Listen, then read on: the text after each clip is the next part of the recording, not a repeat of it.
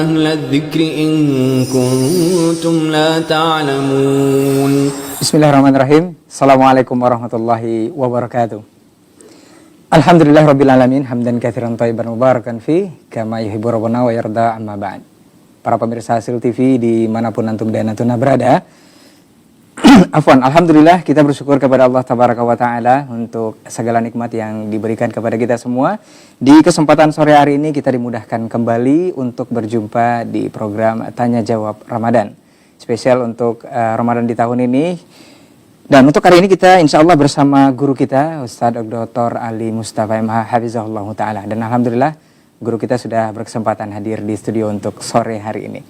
Kemudian kita bersalawat dan salam kepada Rasulullah SAW selaku uswah hasanah kita dalam kehidupan, satu-satunya manusia terbaik yang pernah Allah ciptakan di permukaan bumi sebagai suri tauladan kita dalam segala hal. Dan kita bermohon juga salawat dan salam kita tersambung hendaknya kepada seluruh keluarganya, kepada para sahabat-sahabatnya, dan tentunya juga kepada orang-orang yang berpegang teguh senantiasa kepada sunnah-sunnahnya hingga hari kiamat kelak. Baik, para pemirsa Hasil TV dimanapun antum dan antuna berada, sebelum kita masuk atau membacakan berbagai pertanyaan yang antum berikan nantinya di 081175500606, antum bisa kirimkan pertanyaan melalui pesan singkat di layanan WhatsApp atau bisa langsung menelpon ke nomor tersebut untuk bisa langsung dijawab oleh guru kita nanti insya Allah. Baik, kita sapa dulu guru kita yang sudah bersama kita di hari ini. Assalamualaikum warahmatullahi wabarakatuh, Ustaz. Assalamualaikum warahmatullahi wabarakatuh. Bagaimana kabarnya, Ustaz? Alhamdulillah sehat. Gimana Masih Bang? tetap sehat? Alhamdulillah. Bang Alhamdulillah. sehat? Khair, Ustaz. Alhamdulillah. Mudah-mudahan di kesempatan hari ini juga seluruh kaum muslimin diberikan kekuatan juga dan kesehatan, serta disempurnakan juga nanti sampai akhir bisa menjalani ibadah puasa.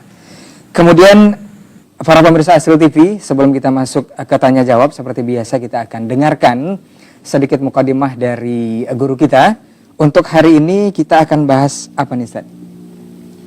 Insyaallah kita akan berikan kembali motivasi untuk membaca Al-Quran Karim serta fadilah-fadilahnya. Baik, para pemirsa Hasil TV, seperti yang sudah disampaikan oleh guru kita dan kita dengar bersama, kita akan bahas mengenai Al-Quran, karena memang notabene-nya salah satunya Al-Quran diturunkan itu di bulan suci Ramadan, dan bulan Ramadan itu adalah bulan Al-Quran juga, seperti yang sudah disampaikan oleh para ulama dan guru-guru kita juga. Seperti apa dan bagaimana nanti kita akan simak sedikit mukadimah dari guru kita. Untuk itu tidak memperpanjang, langsung mendengarkan kepada guru kita persilahkan. Falyatafadhal masykura, Ustaz. Nah, kita coba terima telepon untuk yang terakhir sepertinya. Halo, assalamualaikum. Waalaikumsalam warahmatullahi wabarakatuh. Iya, dengan siapa di mana? Bapak Sardani dari Solo, Sumatera Barat. Nah, Pak Sardani di Solo, Sumatera Barat. Silakan pertanyaan kepada Ustaz. Assalamualaikum Ustaz. Waalaikumsalam. Saya mau bertanya, kalau kita takziah ke kuburan selain membaca doa keselamatan pada penunggu kubur, apakah doa selain yang bisa kita baca di kuburan, Ustaz? Nah, yang kedua, apakah orang yang tidak melakukan apa bisa mendapatkan malam Lailatul Qadar, Ustaz? Terima kasih, Ustaz. Assalamualaikum warahmatullahi warahmatullahi wabarakatuh. Terlanjur diputus, Ustaz, ya. Untuk yang kedua poinnya seperti apa? Terima kasih, Ustaz. Assalamualaikum. Iya, dari Solo. Nah, Sumatera Barat. Ini pertanyaan yang pertama tadi mengenai Takziah baca doa di kuburan, Ustaz, ya. Baik, doa apa? Fadhal, Ustaz. Apa doa yang dibaca ketika hendak masuk kuburan ya? Nabi melarang memang kita ziarah kubur dulu. Jadi memang sebagian orang mengatakan ini orang-orang ini melarang ziarah kubur. Tidak. Nabi kita dulu yang melarang. Kuntu nahaitukum an ziyaratul kubur. Dulu aku pernah larang. Kemudian kata Nabi, ala fazuruha, sudah dinasakh, sudah dianulir hukum pertama, ala fazuruha fa inna tadzakkirukumul akhirah. Karena ziarah kubur itu mengingatkan kematian. Nah, Nabi sudah jelaskan ziarah kubur ingatkan kematian. Bukan main-main, bukan nyanyi-nyanyi, bukan malah cerita dunia. Ini sebagian kaum muslimin pergi nguburin temannya, dia cerita bicara bisnis. Ini mayat sedang diletakkan ini. Ingat, kita akan diletakkan seperti itu nanti. Apa persiapan kita? Maka begitu pula ketika kita melihat proses pemakaman itu, lihat siapa yang hadir. Ya ada hadir di pojokan sambil merokok, sambil cerita. Tidak ada guna mereka hadir. Karena yang kita butuhkan mereka hadir mendoakan. Apa doa kita? Ya tentu kita mengucapkan salam, assalamualaikum, ya, atau assalamualaikum ahlad diyar minal mu'minin wal muslimin wa inna insyaallah bikum lahikun nas'alullah lana wa lakumul afiyah. Atau assalamualaikum ahlal kubur, atau kita Allah maghfir lahum, atau kita maghfir lil muslimin li hayy Allah maghfir li hayyina wa mayyitina. Banyak, atau bahasa Indonesia pun boleh. Ya Allah rahmatilah, sebagaimana Nabi SAW di akhir tahun beliau wafat, diperintahkan Nabi SAW pergi malam-malam ke Baqi untuk mendoakan ahli Baqi. Ya artinya kita doakan, karena orang yang sudah meninggal dunia itu tidak ada yang mereka butuhkan kecuali doa daripada orang meninggal, orang yang masih hidup. Sebagian orang mengatakan tidak boleh mendoakan orang yang meninggal. Tidak ada yang mengatakan tidak boleh. Tidak ada yang mengatakan ini fitnah luar biasa. Ya. Sebagian mengatakan, kan kalian mengatakan terputus amalan. Iya, terputus amalan kecuali 3 perkara. Dan masalah doa itu pasti nyampai. Ya, doa itu sebagaimana Allahumma firli hayyina wa mayyitina wa syahidina wa ghaibina wa saghirina wa kabirina wa dzakarina wa unsana. Allahumma man ahyaitahu minna fahya lil iman wa man tawaffaytahu minna fatawaffahu alal iman, alal Islam. Allahumma la tahrimna ajrahu wa la tudhillana ba'dahu. Ini semuanya doa. Doa ini bermanfaat bagi orang yang sudah meninggal. Yang menjadi masalah, kita datang ke kuburan minta doa, minta pahala, minta disampaikan. Mereka butuh kita, bukan kita yang butuh mereka. Seperti ziarah-ziarah kuburan, makam-makam wali, minta rizki, minta, ya memang datangkan rizki bagi masyarakat setempat. Contohnya apa? Ya tentu orang akan beli bunga, dapatlah UMKM masyarakat, akan butuh parkiran, akan butuh jual air minum, akan butuh. Maka ketika dikatakan haram ziarah-ziarah itu tuh yang paling komplain mereka, karena mematikan pendapatan mereka. Andai kata kuburan ini mendatangkan manfaat bagi orang hidup, tentu masyarakat setempat tadi tidak perlu dia minta ngemis-ngemis ke kita. Ini banyak sekali kita lihat ziarah-ziarah makam itu masyarakat pada minta ke peziarah, sementara peziarah datang jauh-jauh untuk minta ke mayat. Mereka saja yang minta ke mayat. Nah ini bukti nyata bahwasanya yang hal seperti ini perlu kita cermati, perlu kita pelajari dengan baik. Datang ke kuburan, bagi yang mengatakan membaca Al-Quran sampai pahalanya silakan, itu pendapat Imam Ahmad dan yang lainnya, silakan. Tapi juga tidak mesti di kuburan kita baca. Ya kita baca di masjid, kita kirimkan pahalanya. Sebagian ulama berpendapat seperti itu boleh, silakan. Tapi tidak mesti kita baca di kuburan. Kita datang dalam niat ingin membersihkan, kita datang dalam niat untuk itu, insya Allah seperti itu tidak ada masalah. Tapi jangan sampai kita meminta, jangan sampai kita melakukan sesuatu yang tidak diajarkan dalam Islam. Allah Ta'ala. Baik, untuk yang Lailatul Qadar tadi, Ustaz. Nah. Kata Nabi SAW, man qama Lailatul Qadri imanan wa ihtisaban ghufira lahu ma taqaddama min dhanbi. Barang siapa yang menghidupkan malam Lailatul Qadar. Sebagian ulama mengatakan menghidupkan ini umum, baca Quran, sedekah dan seterusnya. Secara garis besar iya. Tapi secara spesifik koma di sini adalah salat. Maka usahakan malam Lailatul Qadar itu kita di masjid melaksanakan salat tarawih, melaksanakan qiyam lail dan seterusnya. Andai kata kita sudah selesai, ya sudah kita rutinkan ibadah-ibadah yang lainnya. Apakah yang lain tidak mendapatkan malam Lailatul Qadar? Lailatul Qadar itu satu malam yang semua orang menjumpainya. Tak usah khawatir, bapak tidur pun tetap dapat, bapak maksiat pun tetap dapat. Cuman posisi dia mendapat ketika malam Lailatul Qadar itu datang seperti apa? Andai kata dia bermaksiat, maka dapatnya maksiat. Tapi andai kata kita berada di masjid, kita sedang beribadah, maka itu ibadah lebih baik daripada 1000 bulan. Lailatul Qadri khairun min alfi syahr, kata Allah. 1000 bulan itu 83 tahun lebih. Usia kita berapa sekarang? 40, 30, 50. 83 tahun lagi. Apakah ada usia kita 83 tahun lagi? Artinya yang dapatkan satu malam Lailatul Qadar itu beribadah seumur hidup. Dia mendapatkan pahala seperti beribadah seumur hidup. Ya, jadi rugi sekiranya hanya dari 24 jam yang ada kita siapkan di malam hari saja. Siangnya tidur silakan. Ya kata Nabi SAW, taharraw Lailatul Qadar.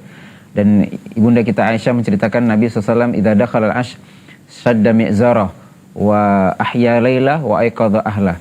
Kencangkan ikat pinggang, bangunkan keluarganya. Jadi jangan sendiri. kemudian hidupkan malamnya, walaupun siang kita istirahat.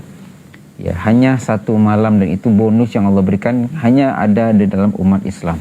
Allah Ta'ala alam. Meskipun kita berjumpa dengan Lailatul Qadar, tapi apa yang sedang kita kerjakan? Andai kata maksiat, maka maksiatlah yang kita dapatkan. Andai kata ibadah, maka ibadah itulah yang akan kita banggakan kelak di hadapan Allah Subhanahu wa Ta'ala. Nasallahu dzalik. Baik, barakallahu fiik, jazakallahu khairan untuk jawaban dan nasihatnya dari pertanyaan pemirsa kita di Solo, Sumatera Barat tadi. Mudah-mudahan menjadi jawaban dan juga bisa dipahami. Sepertinya itu pertanyaan atau telepon terakhir untuk kesempatan hari ini, Ustaz. Sebelum kita tutup, Ustaz, sedikit nasihat menutup dari Ustaz. Fadhal, Ustaz. Alhamdulillah, salatu wassalamu ala rasulillah ba'd. Alhamdulillah, bulan Ramadan adalah bulan Al-Quranul Karim. Kebanyakan kaum muslimin sudah kembali membuka lembaran mushaf, sudah kembali perhatian, belajar tahsin, kembali perhatian mentadabbur Al-Quran. Alhamdulillah, ini suatu kemuliaan yang luar biasa yang mungkin kita tidak dapatkan di luar bulan Ramadan. Maka perlu kita sekiranya mengupgrade ilmu kita. Jangan hanya sekedar baca saja, jangan hanya sekedar khatam saja. Alhamdulillah, itu suatu keutamaan, suatu kemuliaan. Tapi yang perlu kita upgrade adalah kita pahami maknanya. Yang kita upgrade adalah kita dengarkan kisah-kisahnya. Ini Al-Quran itu isinya kisah. Nabi yang paling banyak disebutkan Nabi Musa. Kisahnya terulang. Subhanallah, bayangkan. Andai kata Bapak Ibu nonton film lah. Sekali nonton mungkin masih seru. 2 kali sudah tahu alurnya. 3 kali mungkin sudah mulai jenuh. 4 kali sudah mulai bosan. 5 kali sudah Al-Quran kan berkali-kali kita dengar cerita yang sama, insya Allah tidak ada yang bosan. Nabi Musa kisahnya terulang. Kisah dia membelah lautan, kisah dia melemparkan tongkat jadi ular, kisah terulang dalam sekian ayat, tapi tidak ada yang bosan. Yang kedua adalah Al-Quran itu mukjizat Allah Subhanahu wa Ta'ala. Siapa manusia di dunia ini, boleh kita sayembarakan, siapa manusia di dunia ini yang bisa menghafal dengan hurufnya detail sekian ratus halaman, ya, sekian ratus halaman, sekian ribu kata, sekian ribu alinea. Siapa manusia di dunia yang bisa buku apapun lah, tidak usah banyak-banyak, kecil saja, bisakah dia menghafal dengan huruf-hurufnya, dengan intonasinya? Karena tidak wakaf tidak itu bahasanya intonasinya, alinianya, kecuali Al-Quranul Karim. Dan itu mukjizat yang luar biasa. Ditambah kitab-kitab yang lain, Allah Subhanahu wa Ta'ala jelaskan yuharrifunal kalim alladzina yaktubunal kitab bi aydihim. Mereka sudah ganti itu isi kitab mereka.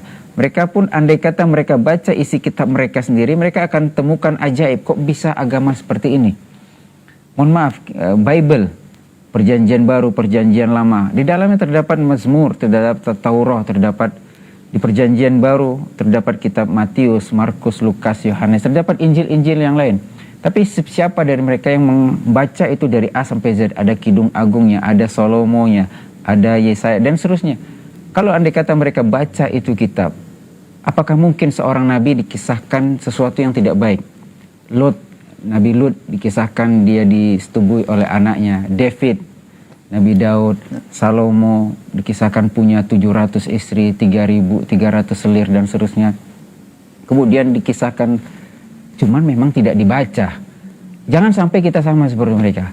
Kita sudah dijelaskan syariat Islam detail dari A sampai Z. Al-yawma akmaltu lakum dinakum wa atmamtu alaikum ni'mati wa raditu lakumul Islam madinah. Selesai.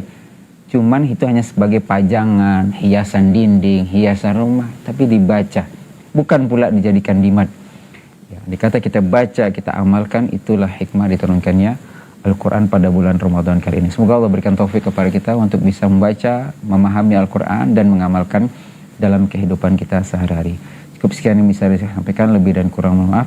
Sallallahu ala nabiyina Muhammad wa ala alihi wasahbihi ajmain. Assalamualaikum warahmatullahi wabarakatuh. Waalaikumsalam warahmatullahi wabarakatuh. Barakallahu fiik, jazakallahu khairan untuk waktu dan juga ilmunya di kesempatan hari ini. Semoga yang sudah disampaikan oleh guru kita tadi mengenai tema Al-Quran di bulan suci Ramadan ini, kita memang bisa memperbanyak bacaan Al-Quran kita, sekaligus mentadaburi dan sekaligus mengamalkan dalam kehidupan kita sehari-hari.